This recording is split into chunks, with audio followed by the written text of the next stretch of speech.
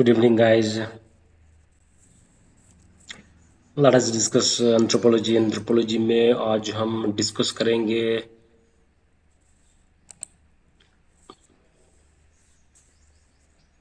Important topic research field work tradition in anthropology. अब field work की क्या importance है, सिग्निफिकेंस है एंथ्रोपोलॉजी में।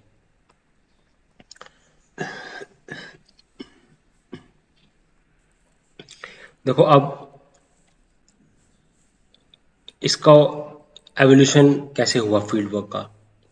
तो एक्सपेडिशंस हुई, टॉरस स्ट्रेट एक्सपेडिशन हुई।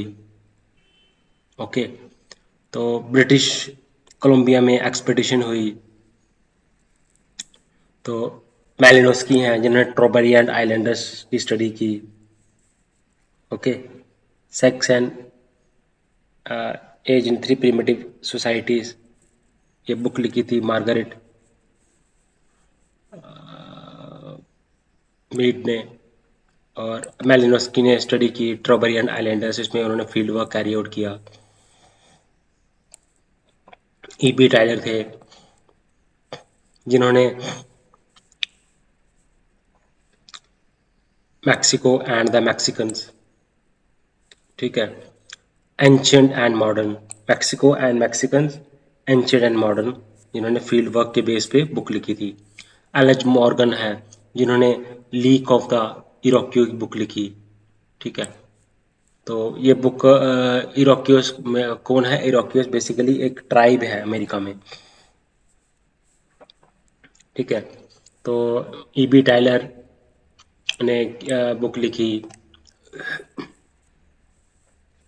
मेलिनोस्की ने बुक लिखी, ईबी टाइलर ने Mexico Mexicans ancient and modern book लिखी। एलएच मॉर्गन ने लीक ऑफ द इरोकी बुक लिखी जिसमें उन्होंने इरोकीज की ट्राइब की स्टडी की। उसके बाद एक्सपेडिशंस हुए ब्रिटिशर्स के द्वारा, अमेरिकन्स के द्वारा, जिसमें टॉरस स्ट्रेट एक्सपेडिशन था, ठीक है। तो फ्रांस बोस ने एस्किमो की स्टडी की, ठीक है। तो ये रहते कहाँ थे? कनाडा में, बैफिन आइलैंड कनाडा में है, वहाँ पे एस्किमोस रहते हैं, ठीक है। तो टॉरस स्ट्रेट की एक्सपेडिशन की। तो फ्रांस बोस हो गए, WHR रिवर्स हो गए, एसी हैडन हो गए, इन्होंने एक्सपीडिशन कैरी आउट की। और मेलिनोस्की थी, इन्होंने ट्रोबरियन आइलैंडर्स थे मिलानेशिया के या पेपुआ न्यू गिनिया के, इनके ऊपर स्टडी की। तो इन्होंने स्ट्रेस किसके ऊपर किया? पार्टिसिपेंट ऑब्जर्वेशन के ऊपर। ये पार्टिसिपेशन ऑब्जर्वेशन कैरी आउट करनी चाहिए। और अगर आपने स्टडी करनी है किसी प्रिमिटिव सोसाइटीज़ की, फील्ड वर्क करना है, तो आपने लोकल लैंग्वेज में उनके साथ कम्युनिकेट करना आना चाहिए। ओके, तो इन्होंने एथनोलॉजीज लिखी, इथनोग्राफिक वर्क्स कैरी आउट किए, किन्होंने? मैलिनोस्की ने, ठीक है। उसके बाद विमेंस की एंट्री हुई, ठीक है, फील्ड वर्क में। तो फ्रांस बॉस के स्टूडेंट्स थे Ruth Benedict, Margaret Mead, Cora Du Bois. इनका याद होगा, इनके बारे में हमने पिछले वीडियोस में डिस्कस किया था। ये बिलोंग करते हैं culture and personality school of thought से। Cora Du Bois, Margaret Mead and Ruth Benedict, ये सारे के सारे स्टूडेंट थे और फ्रांस बॉस के, ठीक है। और ये विमेन थी जिन्होंने फील्ड वर्क कैरी आउट किया, ठीक है। तो अब ये मैंने बताया आपको फील्ड वर्क ट्रेडिशन जो है वो वर्ल्ड के पॉइंट ऑफ व्यू से, ठीक है। एलएच मॉर्गन ने फील्ड वर्क कैरी आउट किया, एबी टायलर ने फील्ड वर्क कैरी आउट किया, ठीक है। फ्रांस बॉस ने फील्ड वर्क कैरी आउट किया। इंडिया में फील्ड वर्क का ट्रेडिशन जो था वो स्टार्ट हुआ था, किसने किया था? कॉलोनियल एडमिनिस्ट्रेशन ने। और ये कब हुआ था? 18th सेंचुरी एडी में हुआ था, ठीक है। कुछ मिशनरीज आए, ठीक है, तो जिन्होंने कल्चर के बारे में स्टडी किया उनको, ठीक है, तो उनके पब्लिश हुई बुक्स में, उनके जो अकाउंट्स जो थे उन्होंने पब्लिश किए बुक्स में, ठीक है, सोसाइटी जर्नल्स में पब्लिशिंग हुई। तो रिवर्स जो थे जिन्होंने एक्सपीडिशन भी कैरी आउट की थी, रेडक्लिफ ब्राउन थे, तो इन्होंने इंडियन ट्राइब्स के बारे में स्टडी किया, ठीक है। तो रेडक्लिफ ब्राउन ने ओंजी ट्राइब को स्टडी किया, इन्होंने अंडमान आइलैंडर्स में स्टडी की, ठीक है। और S C Roy, Indian scholars, ये मैंने बताया, जो WHR रिवर्स थे, जो रेडक्लिफ ब्राउन थे, ठीक है, इन्होंने स्टडी की। रिवर्स ने टोडा ट्राइब की स्टडी की, तो अ, इन्होंने रेडक्लिफ ब्राउन ने आइलैंडर्स की इन्होंने अंडमान आइलैंडर्स की स्टडी की। तो एस सी रॉय, शरत चंद्र रॉय, इनको कहा जाता है इंडियन एथनोलॉजी का father, father of Indian ethnology. तो इंडियन एंथ्रोपोलॉजिस्ट भी थे एस सी रॉय, ठीक है। तो इन्होंने बड़ी सारी स्टडीज की। इन्होंने जो छोटा नागपुर के जो ट्राइबल्स लोग थे उनके साथ ये कांटेक्ट में आए, ठीक है। तो इन्होंने इंटरव्यूज लेते थे, तो जिनसे ये ट्राइब क्योंकि ये लॉ भी प्रैक्टिस करते थे, तो इनके पास जब वो क्लाइंट्स आते थे तो ग्रुप इंटरव्यूज लेते थे ट्राइबल के इनफॉर्मल में। तो इनको ऑपोजिशन भी, इनको क्रिटिसाइज भी किया गया इसको लेके। इन्होंने मुंडा पब्लिश की, औरवान पब्लिश की, बिरहोर, मुंडा, औरवान, Birhor and Kharia. MO acronym ऐसे करके आप याद रखें, MOBK, MOBK। M stands for Munda, O औरवान, B Baiga, K for खरिया, ठीक है। मुंडा, औरवान, बैगा, बिरहोर एंड खरिया। बैगा नहीं, बिरहोर। तो इन्होंने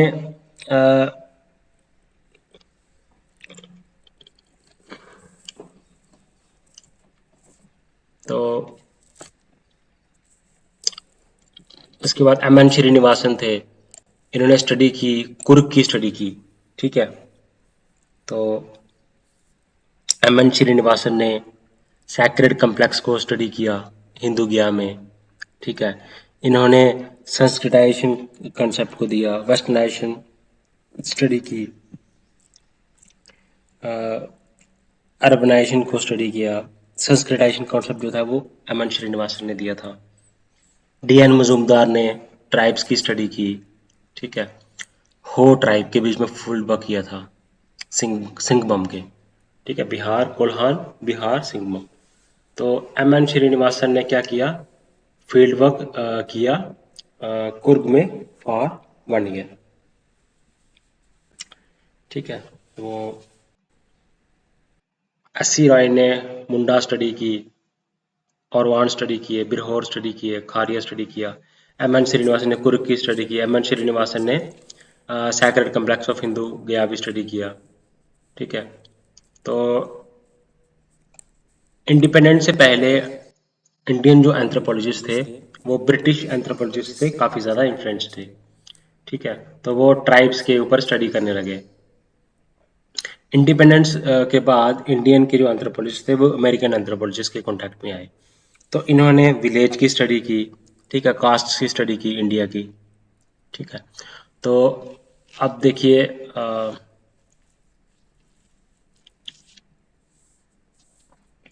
बड़े सारे आए, जैसे ऑस्कर लेविस हो गया, मॉरिस ऑपलर हो गया, डेविड मेंडलबॉम हो गया, ठीक है, ये स्टडी करने आए, ठीक है।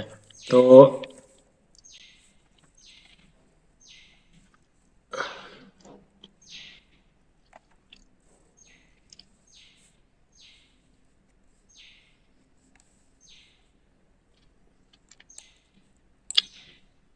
अब उसके बाद हम देखते हैं तो क्या उसमें करते क्या थे ये, पार्टिसिपेंट ऑब्जर्वेशंस करते थे, इंटरव्यू करते थे, केस स्टडी करते थे, स्टडी जीनियोलॉजिकल स्टडीज करते थे, ठीक है ना। फील्ड वर्क होता क्या है बेसिकली, फील्ड वर्क होता है कि आपने लोगों को अंडरस्टैंड करना है, कल्चर को अंडरस्टैंड करना है, तो इसको हम फर्स्ट हैंड ऑब्जर्वेशन भी बोल सकते हैं।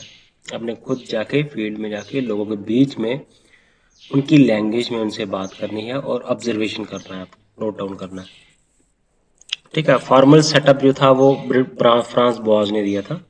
ठीक है, तो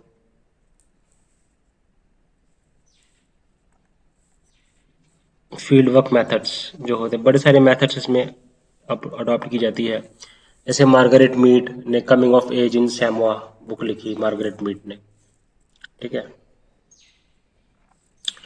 अब बड़ी सारी मेथड्स हैं, टेक्नोलॉजीज हैं, ठीक है, अडॉप्ट की जाती हैं। ओके, तो साइंटिफिक मेथड्स हैं, नॉन साइंटिफिक मेथड्स हैं, एक्सपेरिमेंट्स कर सकते हैं। ठीक है, अब टूल्स क्या है डाटा कलेक्शन का, ऑब्जर्वेशन हो सकती है। ठीक है, इंटरव्यू हो सकता है, क्वेश्चनर हो सकता है, शेड्यूल हो सकता है। ओके,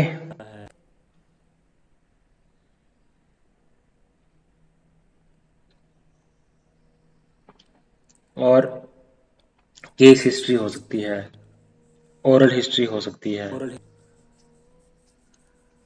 लाइफ हिस्ट्री हो सकती है, primary source secondary source of information हो सकता है, पार्टिसिपेशन मेथड हो सकता है। ये मेथड्स को डिस्कस, मेथडोलॉजीज अडॉप्ट की जाती है, मेथड्स अडॉप्ट किए जाते हैं, और टेक्निक्स हैं, टूल्स हैं डाटा कलेक्शन के, वो कलेक्ट किए जाते हैं। ठीक है,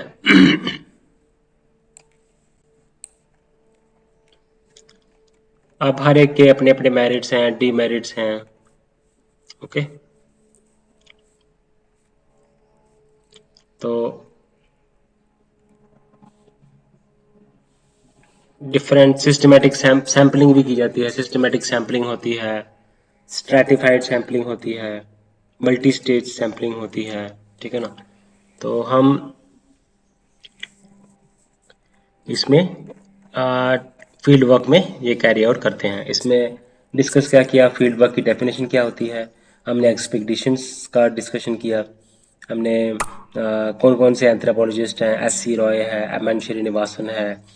ठीक है, तो फ्रांस बॉस है, ए सी हैडन है, रिवर्स हैं तो जिन्होंने फील्ड वर्क के ऊपर फोकस किया, मेलिनोस्की ने फील्ड वर्क के ऊपर फोकस किया। ठीक है, मार्गरेट मीड ने, रुथ बेनेडिक्ट ने, विमन जो एंथ्रोपोलॉजिस्ट थी उन्होंने फील्ड वर्क पे फोकस किया। ठीक है, तो वेरियस मेथडोलॉजीज अडॉप्ट की जाती हैं, मेथड्स एंड टेक्निक्स अडॉप्ट की जाती हैं, टूल्स बड़े अडॉप्ट किए जाते हैं डाटा कलेक्शन में। तो जैसे oral method, case study method, history method, interview method, questionnaire method, schedule method. उसके बाद ये मेथड्स कलेक्ट करने के बाद हम क्या करते हैं, हम एनालिसिस करते हैं डेटा का, डेटा को इंटरप्रेट करते हैं। ठीक है, तो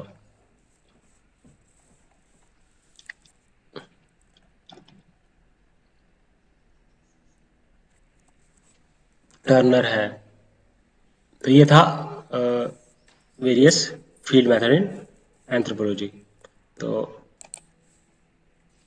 नेक्स्ट हम करते हैं human genetics. Human genetics basically है क्या?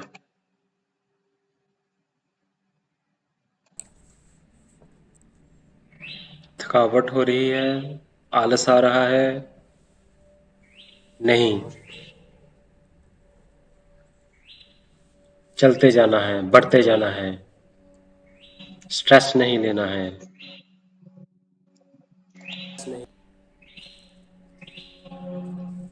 क्या नहीं लेना है? स्ट्रेस नहीं लेना है। तो हम बढ़ते हैं आगे, ह्यूमन जेनेटिक्स।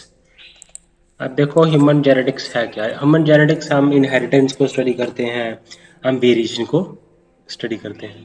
ठीक है, तो और ये ब्रांच है बायोलॉजी की, तो जिसमें हम प्रिंसिपल स्टडी करते हैं इनहेरिटेंस के, और वेरिएशंस के। ठीक है, तो कैसे ह्यूमन ट्रेट्स जो है वो पास होते हैं जनरेशन टू जनरेशन, इसकी भी हम स्टडी करते हैं। ठीक है, तो जेनेटिक्स, अब जीनोमिक्स क्या है? जीनोमिक्स हम बेसिकली जो ऑर्गेनिजम्स का इंटायर जीन्स है ना उसकी स्टडी करते हैं। अब जेनेटिक्स क्या है? हेरिडिटरी को स्टडी करते हैं। ठीक है। अब जीन क्या है? बेसिकली जीन्स है क्या? ये सीक्वेंस ऑफ डीएनए है और सिंगल क्रोमोसोम। सिंगल क्रोमोसोम्स के बीच में एक सीक्वेंस ऑफ डीएनए है, इसको बोलते हैं हम gene. Gene is the sequence of DNA on a single piece of chromosomes. Okay. हम फंक्शन स्टडी करते हैं, कंपोजिशन स्टडी करते हैं जीन्स में। ओके। तो उसके बाद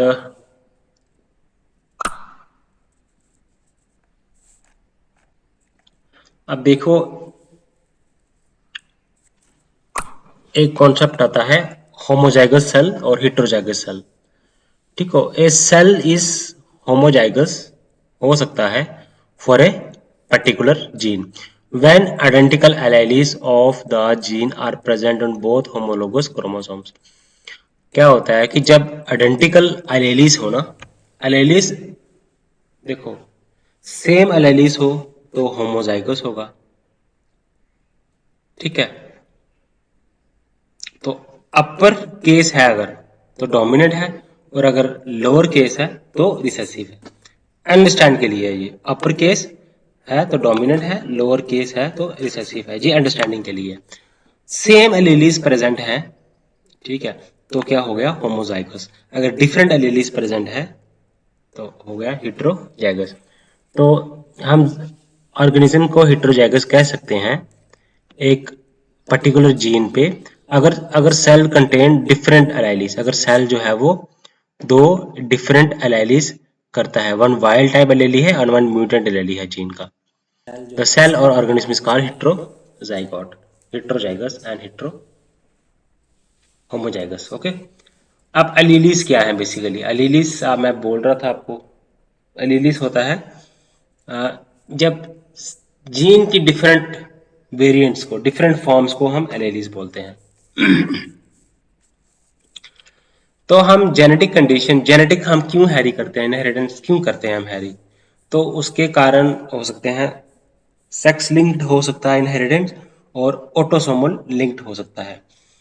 ऑटोसोमल होता है, ऑटोसोमल डोमिनेंट भी हो सकता है, ऑटोसोमल रिसेसिव भी हो सकता है।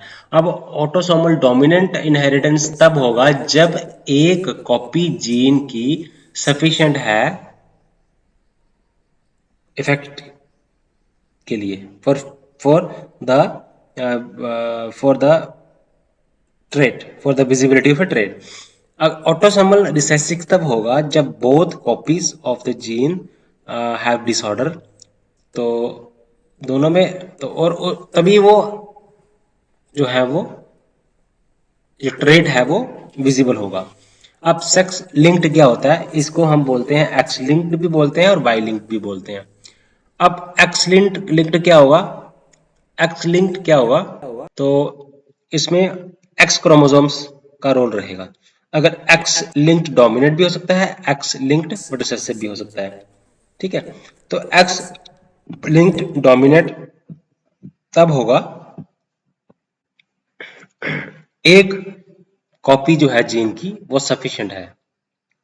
ठीक है। क्रोमोसोम्स के अंदर दो कॉपीज होती हैं जीन की जिसको हम एलीलीज बोलते हैं। तो अगर एक कॉपी सफिशिएंट है फॉर द पर्टिकुलर ट्रेट, अगर दो कॉपीज चाहिए तो इसका मतलब रिसेसिव है। ठीक है।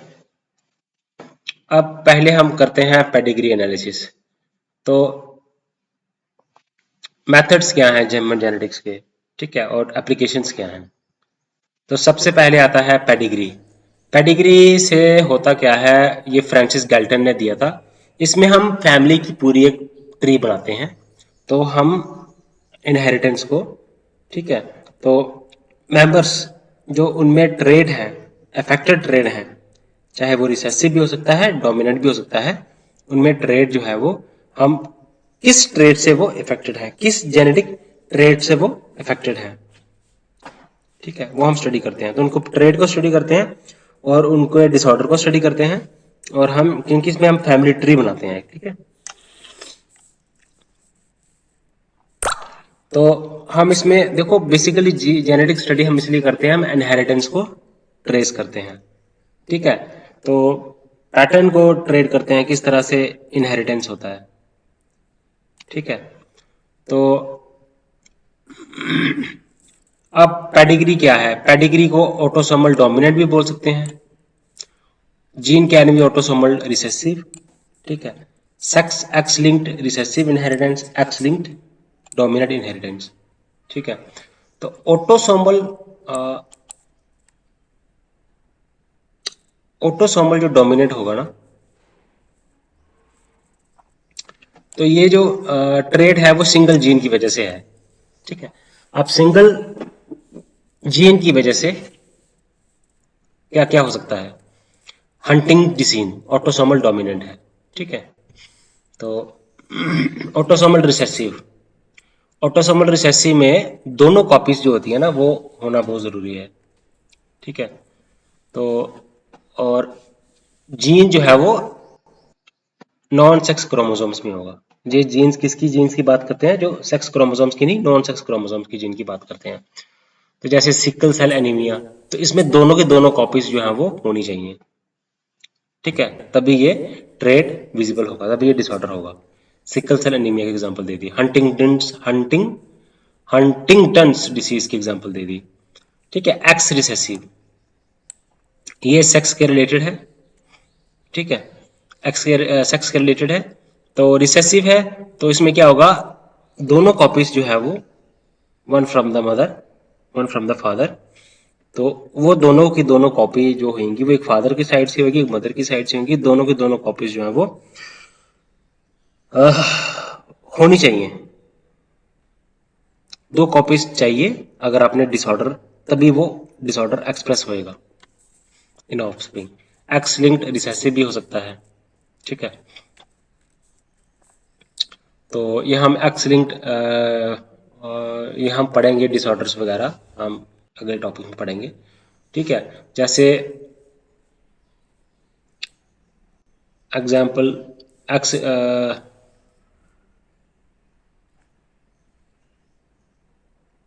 Autosomal recessive, x recessive. X recessive में कलर ब्लाइंडनेस होगा। ठीक है। हंटर डिसीज सिंड्रोम होगा। अब एक्स लिंक्ड रिसेसिव होगा, एक्स डोमिनेंट। एक्स डोमिनेंट क्या होगा कि इसमें एक कॉपी जीन की वो सफिशिएंट होगी डिसऑर्डर करने के लिए, या वो फादर साइड से हो या मदर साइड से हो, एक कॉपी से इनहेरिटेंस जो है डिसऑर्डर जो है वो ऑफस्प्रिंग में एक्सप्रेस हो जाएगा। ठीक है।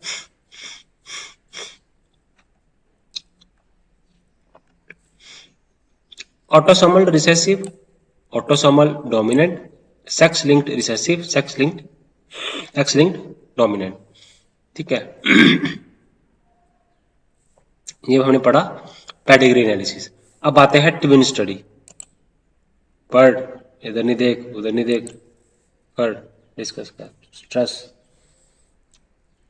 अपनी लिमिट को पुश कर, पुश योर लिमिट्स। ओके। उसके बाद आता है ट्विन स्टडी। ट्विन स्टडी में हम क्या करते हैं? ट्विन्स का कंपैरिजन करते हैं, मोनोजाइगोटिक ट्विन्स का और डाइजाइगोटिक ट्विन्स का। तो हम क्या कर पाते हैं? हम देखते हैं इसमें जेनेटिक्स का क्या रोल है ट्रेड को एक्सप्रेस करने में, या फिर एनवायरनमेंट का क्या रोल है स्पेसिफिक ट्रेड को एक्सप्रेस करने में। ठीक है। तो मोनोजाइगोटिक ट्विन्स जो होते हैं ना वो सिंगल एग की फर्टिलाइजेशन से होते हैं। ये देखो मैं इधर एग्जांपल, जो मोनो जाइगोटिक ट्विन्स होते हैं वो सिंगल एग की फर्टिलाइजेशन से होते हैं, और जो डाइजाइगोटिक ट्विन्स होते हैं वो दो अलग अलग एग्स की फर्टिलाइजेशन से होते हैं। ठीक है। तो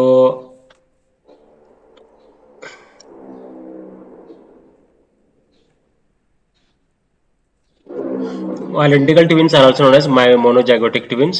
They result from the fertilization of the single egg. Egg जो है वो दो में स्प्लिट हो जाता है। ठीक है। Identical twins, monozygotic twins same sex के होते हैं और शेयर करते हैं जीन्स।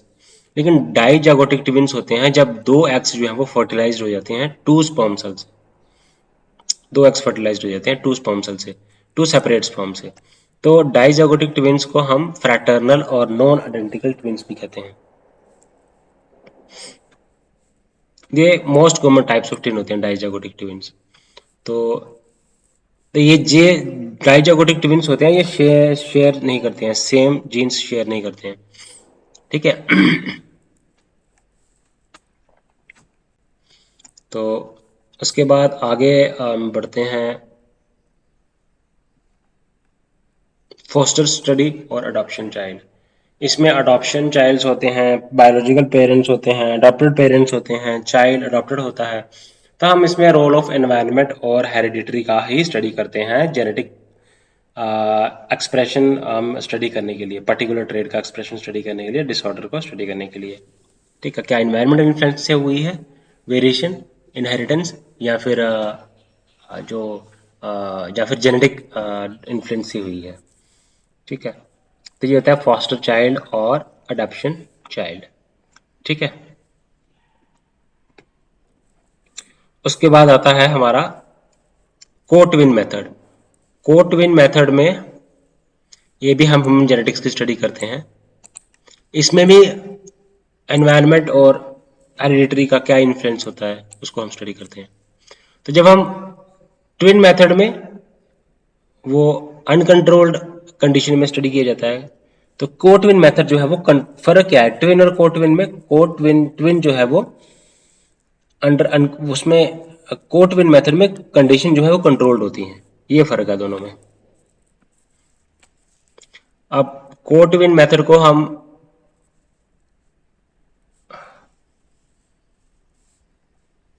ओके, तो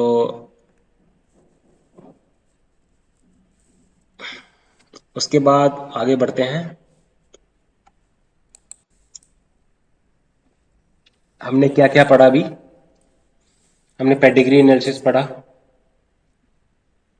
हमने ट्विन स्टडी पढ़ा, कोट्विन मेथड पढ़ा, foster child method, foster adoption method पढ़ा, फोस्टर चाइल्ड और अडॉप्शन मेथड को हमने डिस्कस किया। अब हम डिस्कस करेंगे साइटोजेनेटिक मेथड। साइटोजेनेटिक मेथड से हम क्रोमोसोम्स की स्टडी करते हैं। हम क्रोमोसोम स्ट्रक्चर क्या है, आपको पता है कि कितने क्रोमोसोम्स होते हैं हमारी बॉडी में? 26 पेयर्स क्रोमोसोम्स होते हैं और टोटल कितने हो गए? 46 क्रोमोसोम्स। ठीक है, तो इनके स्ट्रक्चर की स्टडी करनी होती है। ठीक है, तो और क्रोमोसोम्स होते कहाँ पे हैं? क्रोमोसोम्स होते हैं सेल्स के न्यूक्लियस के। और जीन्स क्या है? बेसिकली सीक्वेंस ऑफ डीएनए है क्रोमोसोम्स के बीच में। ठीक है, और बेसिकली तो क्रोमोसोम्स को हम ऐसे भी बोल सकते हैं कि they are composed of DNA. ठीक है,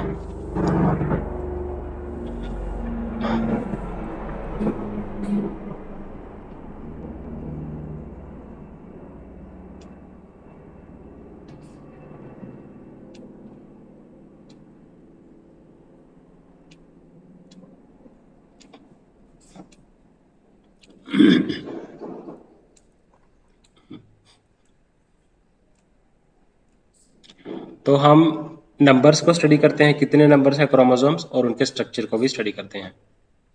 ठीक है, तो ये आ गया साइटोजेनेटिक मेथड।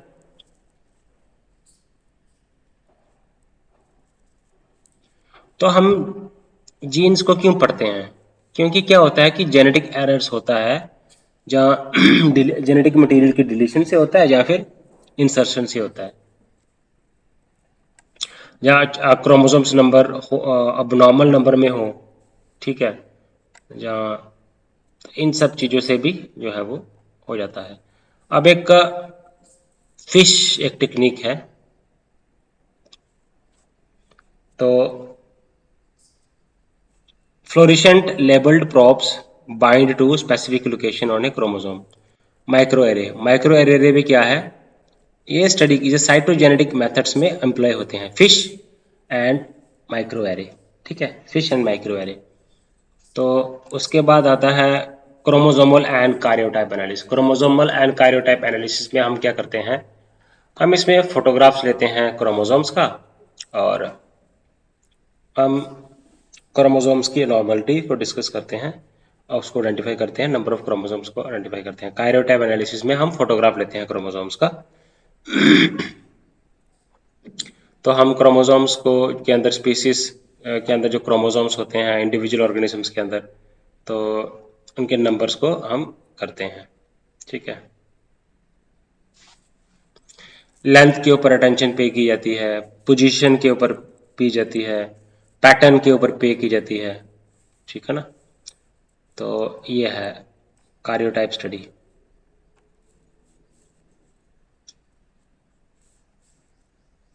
उसके बाद आता है बायोकेमिकल मेथड्स। बायोकेमिकल मेथड्स भी हम स्टडी करते हैं जेनेटिक्स को।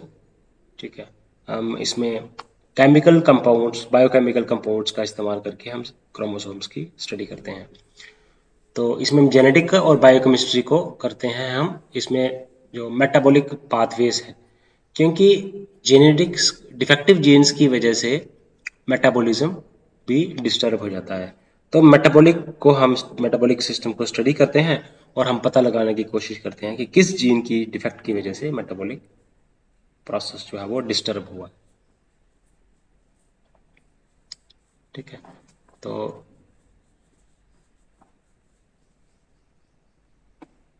उसके बाद हम आगे पढ़ते हैं। मेथड्स क्या हैं बायोकेमिकल मेथड्स में? प्रोटीन प्यूरिफिकेशन है। ठीक है, प्रोटीन की प्यूरिफिकेशन की जाती है। इलेक्ट्रोफोरेसिस भी एक बायोकेमिकल टेक्निक है। तो आपने दो मेथड याद करने हैं। ठीक है, तो एक प्रोटीन प्यूरिफिकेशन है और इलेक्ट्रोफोरेसिस है। इलेक्ट्रोफोरेसिस है, तो इससे हम क्या करते हैं, हम सेपरेशन करते हैं इलेक्ट्रोफोरेसिस से।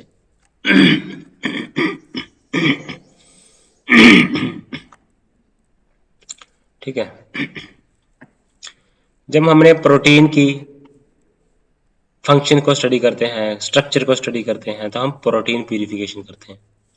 ठीक है, तो ये सारा बायोकेमिकल मेथड्स है। बायोकेमिकल सब्सटेंस को इस्तेमाल करके हम क्या करते हैं, हम स्टडी करते हैं प्रोटीन्स की। ठीक है, तो ये आ गया प्रोटीन प्यूरिफिकेशन, देन आ गया इलेक्ट्रोफोरेसिस बायोकेमिकल मेथड में, देन आता है इम्यूनोलॉजिकल मेथड। अब इम्यूनोलॉजिकल मेथड क्या है? हम रिलेशन स्टडी करते हैं जेनेटिक बेस का और इम्यून सिस्टम का। ठीक है, अब पीछे जो था वो था बायोकेमिकल मेथड, उसमें हम मेटाबॉलिक पाथवेज को स्टडी करते हैं, बायोकेमिकल कंपाउंड्स में प्रोटीन प्यूरिफिकेशन करते हैं, इलेक्ट्रोफोरेसिस करते हैं। फिर इम्यूनोलॉजिकल मेथड्स में हम क्या करते हैं, इम्यून सिस्टम को स्टडी करते हैं कि इफेक्ट क्या होता है क्रोमोसोम्स का, जेनेटिक्स का ह्यूमन सिस्टम के ऊपर। ठीक है,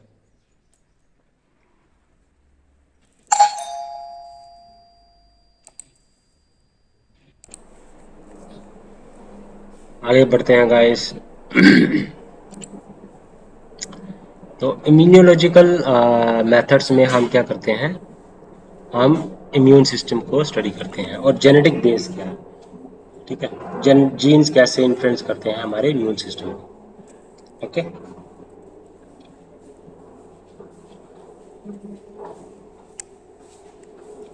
तो इम्यूनोजेनेटिक्स रिवॉल्व्स अराउंड इम्यूनोग्लोबिन्स। ठीक है, auto immune disorders, blood group system and RH system. तो इम्यूनोजेनेटिक्स, ये हम आगे भी पढ़ेंगे, इम्यूनोजेनेटिक्स जो है वो रिवॉल्व करता है इम्यूनोग्लोबिन्स, ऑटो इम्यून डिसऑर्डर और ब्लड ग्रुप सिस्टम को, से तीन चीज़ें को ये स्टडी करता है।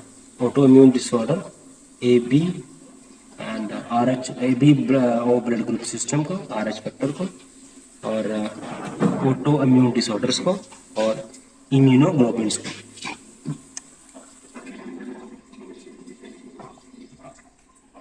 इम्यूनोजेनेटिक्स। अब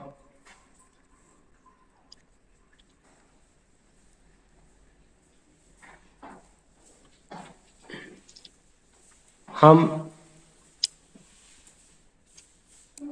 इम्यून सिस्टम में डिफेक्ट्स को स्टडी करते हैं और जीन्स की कॉन्फ़िगरेशन को स्टडी करते हैं और हम सूटेबल जीन थेरेपी अप्लाई करते हैं। ठीक है, जैसे ऑटो इम्यून डिसऑर्डर्स हैं, HLA सिस्टम है उसके ऊपर स्पेशल फोकस होता है। अब उसके बाद आता है DNA टेक्नोलॉजी एंड रिकम्बिनेंट। तो रिकम्बिनेंट क्या होता है? मॉलिक्यूल्स ऑफ DNA, ठीक है, तो फ्रॉम टू डिफरेंट स्पीसीज। तो डिफरेंट स्पीसीज से DNA का मॉलिक्यूल, DNA जो है वो इंसर्ट किया जाता है होस्ट ऑर्गेनिज्म के, ताकि न्यू जेनेटिक कम्बिनेशन, एक नया जीन्स कम्बिनेशन जो है वो प्रोड्यूस की जाती है, ठीक है, तो जो कि वैल्यू हो, दैट इज वैल्यू। तो recombinant DNA technology, recombinant DNA को हम जेनेटिक इंजीनियरिंग भी बोलते हैं, ठीक है। तो जीन के कॉन्स्टिट्यूशन को हम आर्टिफिशियली मॉडिफाई करते हैं ताकि एक्सपेरिमेंटल टेक्निक्स के जरिए, ठीक है, डीएनए को आइसोलेट करते हैं, डीएनए को कट करते हैं, ज्वाइन करते हैं, ठीक है, ओके। उसके बाद आता है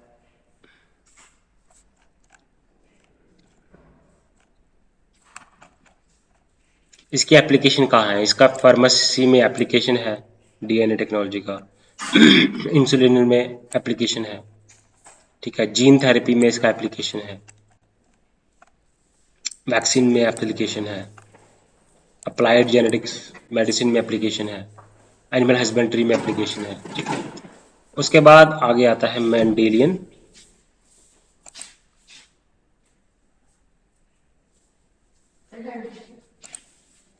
genetics in man family study. Single factor क्या होता है, मल्टी फैक्टर क्या होता है, लीथल क्या होता है, सब लीथल क्या होता है, पॉलीजेनिक इनहेरिटेंस क्या चीज होती है। तो ये है Mendelian genetics in man family study, ठीक है। तो मेंडेलियन जेनेटिक्स, अब मेंडल क्या थे, जॉर्ज मेंडल, वो फादर ऑफ जेनेटिक्स थे, ठीक है। तो मेंडल ने क्या किया, ले किया जेनेटिक्स का साइंस को। तो उन्होंने कुछ प्रिंसिपल्स दिए हेरिडिटरी के। तो उन्होंने दो एक्सपेरिमेंट्स किए, तो monohybrid experiment, dihybrid cross experiment, ठीक है। तो इन्होंने कहा कि कुछ फैक्टर्स ऐसे हैं जो ट्रांसफर हो रहे हैं to the offspring. This factors are known as genes, can be called as units of inheritance. Genes क्या है, basically units of inheritance. Gene is a uh, is a DNA,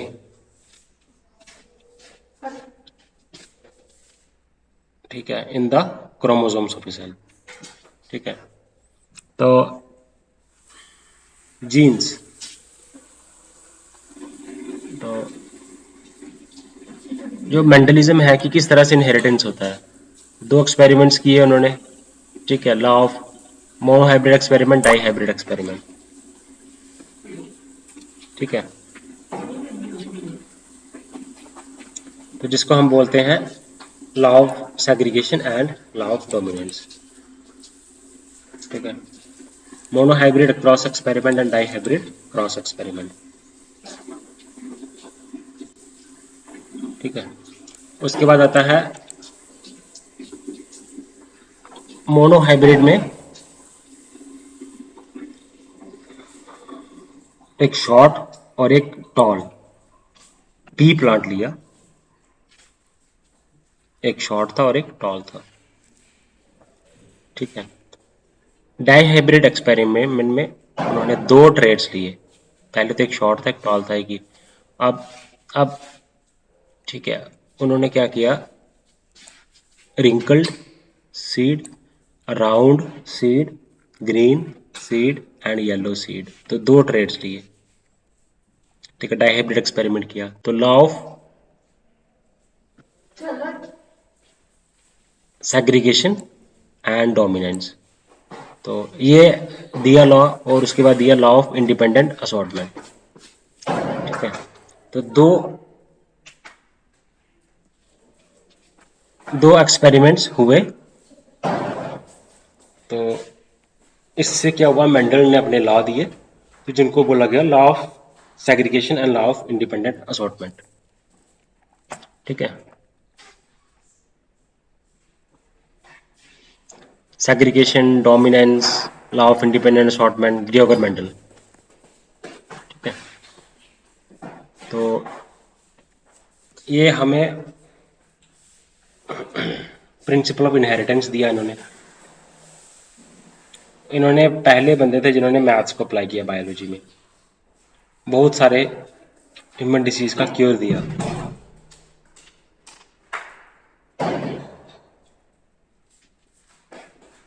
ठीक है, उसके बाद मेंडेलियन जेनेटिक्स क्या है,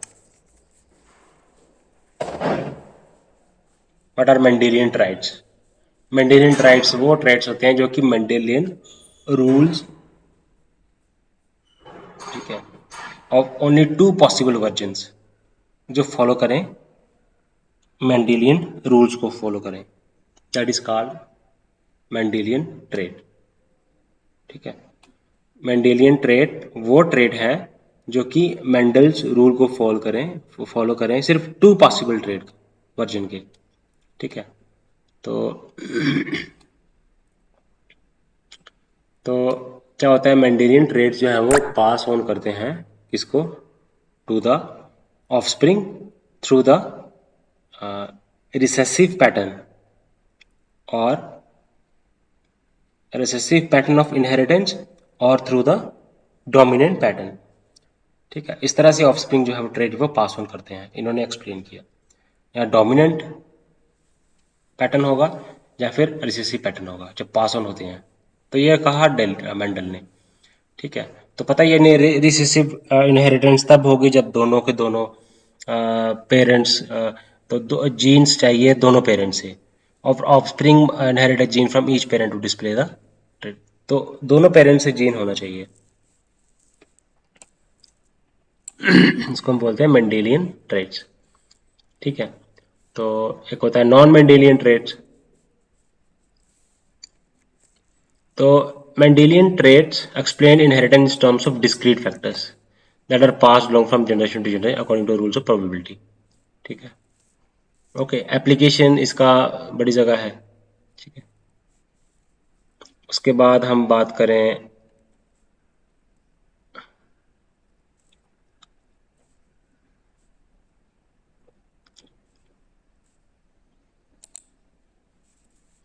मेंडेलियन इनहेरिटेंस,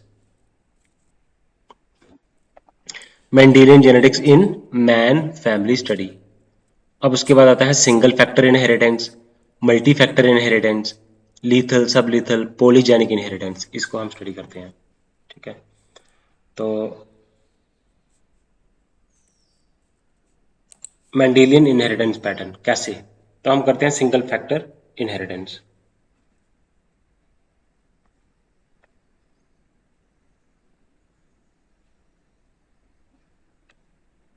ये topic physical anthropology interesting बन जाती है अगर समझ में आए, अगर नहीं समझ में आए तो ये सबसे ज़्यादा मुश्किल सब्जेक्ट बन जाता है। तो समझने की कोशिश करनी है, ट्राई करो, समझ आ जाएगी। ठीक है, अब होता है single factor inheritance in man. Single factor inheritance क्या होता है? ठीक है, अब सिंगल फैक्टर क्या होता है?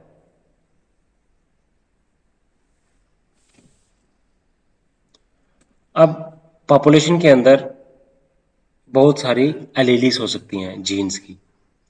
ठीक है, तो अगर सेम एलीली है तो आपको पता है ये होमोजाइगस बोलते हैं, अगर एलीलीज डिफरेंट है तो हेटरोजाइगस बोलते हैं। ठीक है, तो इसमें सिंगल फैक्टर इनहेरिटेंस होता है कि सिर्फ सिंगल जीन का रोल प्ले होता है, तो करेक्टर जो है वो सिंगल जीन ही बताता है। ठीक है, तो मेंडेलियन जीन्स क्या है, are example of single factor inheritance. जैसे मेंडेलियन जीन ने शॉर्ट और टॉल को लेके एक्सपेरिमेंट किया था, उसके बाद फिर उसने दो ट्रेड्स लिए थे, एक येलो रिंकल्ड सीड, ठीक है, और राउंड ग्रीन सीड्स। इस तरह से उन्होंने एक्सपेरिमेंट किया। तो जब एक ही कैरेक्टर हो तो उसकी वजह से एक्सप्रेशन हो फिनोटाइप का, तो उसको हम बोलते हैं सिंगल फैक्टर इनहेरिटेंस। ठीक है। अब single factor inheritance autosomal dominant भी हो सकता है, ऑटोसोमल रिसेसिव भी हो सकता है। इसमें एक डोमिनेंट अलीली चाहिए with in the disease gene. ठीक है। तो अब ऑटोसोमल रिसेसिव में व्हेन द इंडिविजुअल हैज दो कॉपीज होंगी तब एलीलीज को हम ऑटोसोमल रिसेसिव बोलते हैं। ठीक है। तो सिंगल फैक्टर इनहेरिटेंस होता क्या है आपको मैंने बताया। ठीक है। तो इसमें एक ही मेजर जीन से कैरेक्टर का पता चलता है। अब जीन्स के मल्टीपल कॉपीज हो सकती हैं। ठीक है। अब जीन की दो कॉपीज अगर जरूरत है एक्सप्रेशन के लिए तो इट मीन्स ऑटोसोमल रिसेसिव है। अगर जीन्स की एक ही कॉपी अगर सफिशिएंट है then it is autosomal dominant. अब autosomal dominant sex linked recessive भी हो सकता है, एक्स लिंक्ड इनहेरिटेंस भी हो सकता है और एक्स लिंक्ड रिसेसिव भी हो सकता है। ठीक है। तो ये हमारा है। अब उसके बाद आता है polygenic inheritance and multi factors. अब the terms of sometimes use interchangeably. Polygene इसमें क्या होता है कि बहुत सारे जीन्स रोल प्ले करके करेक्टर को शो करते हैं। तो मल्टी फैक्टर में पॉलीजेनिक मल्टी फैक्टर में इंटरेक्शन होता है एनवायरनमेंट का और जेनेटिक डिटर्मिनेंट्स भी होता है। ठीक है। Single factor inheritance, multiple factor inheritance और पॉलीजेनिक इनहेरिटेंस। अब पॉलीजेनिक इनहेरिटेंस में मल्टीपल जीन्स रोल प्ले करती हैं for the expression of A trait. और मल्टी फैक्टर इनहेरिटेंस में बहुत सारी जीन्स रोल प्ले करती हैं, एक से ज़्यादा जीन्स रोल प्ले करती हैं और साथ में एनवायरनमेंट भी रोल प्ले करता है। ठीक है। Polygenic inheritance. ठीक है। मल्टी फैक्टरियल हो गया। तो पॉलीजेनिक इनहेरिटेंस एक जीन दो जीन, ठीक है, ये सारा होता है इसका सिस्टम। ठीक है। अब थोड़ा सा और करते हैं फिर इस वीडियो को इधर ही ख़त्म करेंगे, फिर नेक्स्ट वीडियो में आगे फर्दर हम पढ़ेंगे। तो हमने पढ़ा सिंगल फैक्टर इनहेरिटेंस, जब एक जीन की वजह से करेक्टर फिनोटाइपिक करेक्टर डिपिक्ट होता है, शो होता है। और अगर एक से ज़्यादा जीन्स की वजह से फिनोटाइपिक करेक्टर शो होता है then it is called polygenic inheritance. और अगर एनवायरनमेंट भी रोल प्ले कर रहा है then it is called multi factor inheritance. तो अब हम पढ़ते हैं लीथल जीन्स क्या होते हैं, सब लीथल जीन्स क्या होते हैं। तो लीथल और लीथल जीन्स अगर है ना, अगर लीथल एलेलीज हैं, लीथल जीन्स है, तो इनकी वजह से डेथ जो है वो होनी ही होनी होती है। ठीक है। तो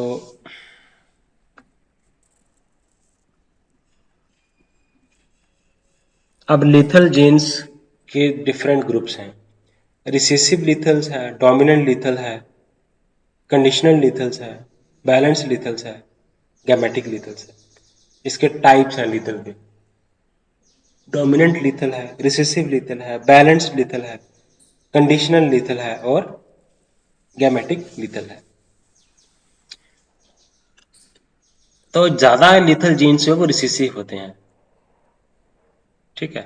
डोमिनेंट लीथल जिसमें एक कॉपी की जरूरत होती है। कंडीशनल लीथल जब एक्सटर्नल एनवायरनमेंट भी इन्वॉल्व हो। ठीक है। तो बैलेंस लीथल बैलेंस करते हैं एक दूसरे के इफेक्ट को। ठीक है।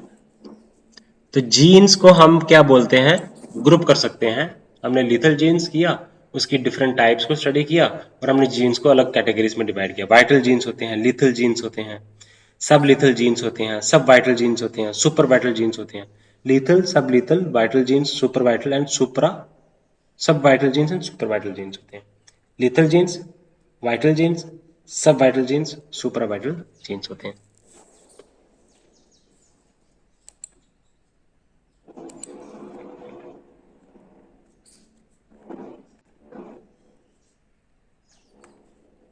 तो गाइस यहाँ तक ही पढ़ेंगे इसको। जो हम अभी पढ़ रहे थे, लिथल जीन्स, सब लिथल जीन्स, है ना, कंट्रोल जीन्स, लिथल जीन्स, सब lethal genes, vital genes, sub vital jeans, सुपरा vital jeans. तो इनको हम दोबारा से नई वीडियो में इसको इलेबोरेट करेंगे अच्छे तरीके से। तो हमने प्रिंसिपल्स ऑफ हेरिडिटरी शुरू की है, जिसमें हमने मेंडल जेनेटिक्स को स्टडी करने की कोशिश की है। दो लॉज दिए थे, laws of segregation and law of independent assortment. तो मेंडल को फादर ऑफ जेनेटिक्स भी बोला जाता है। ठीक है, तो हमने स्टडी किया, पेडिग्री एनालिसिस स्टडी किया हमने,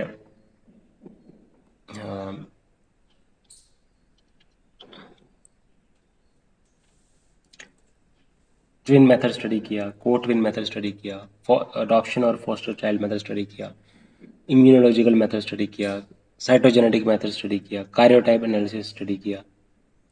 ठीक है, तो ये हमारी मेथड्स हैं जेनेटिक्स स्टडी करने के, हेरिडिटरी को स्टडी करने के, इनहेरिटेंस पैटर्न्स को स्टडी करने के।